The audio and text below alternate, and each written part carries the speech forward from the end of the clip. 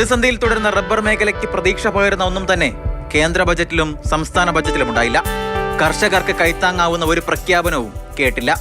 താങ്ങുവില 250 രൂപയാക്കുമെന്ന പ്രകടന പത്രികയിലെ വാഗ്ദാനം സംസ്ഥാന സർക്കാരും മറന്നു.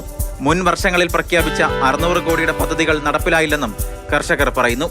ഈ ബഡ്ജറ്റിൽ കർഷകരെ സംബന്ധിച്ചിടത്തോളം തികച്ചും നിരാശാജനകമായ ഒരു ബഡ്ജറ്റാണ്.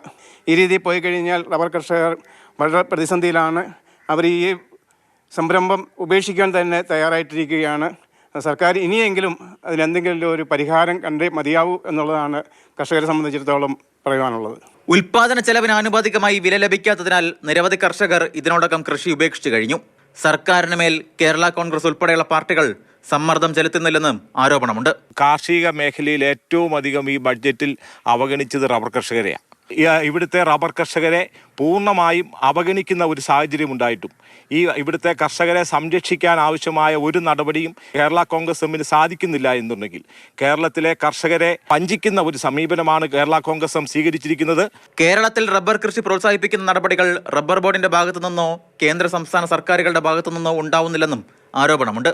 അതിന്റെ ഏറ്റവും വലിയ തെളിവാണ് ബജറ്റിലെ ഈ അവഗണന. സംസ്ഥാന ബഡ്ജറ്റിനെ ഏറെ പ്രതീക്ഷയോടെയാണ് റബ്ബർ കർഷകർ നോക്കിക്കണ്ടത്. എന്നാൽ റബ്ബർ എന്ന വാക്ക് പോലും ഇത്തവണത്തെ ബഡ്ജറ്റിൽ ഉണ്ടായിരുന്നില്ല. ജോബിൻ തേക്കടിക്കൊപ്പം ഷിനോദസ്റ്റി, മാതൃഭൂമി ന്യൂസ്, കോട്ടയം.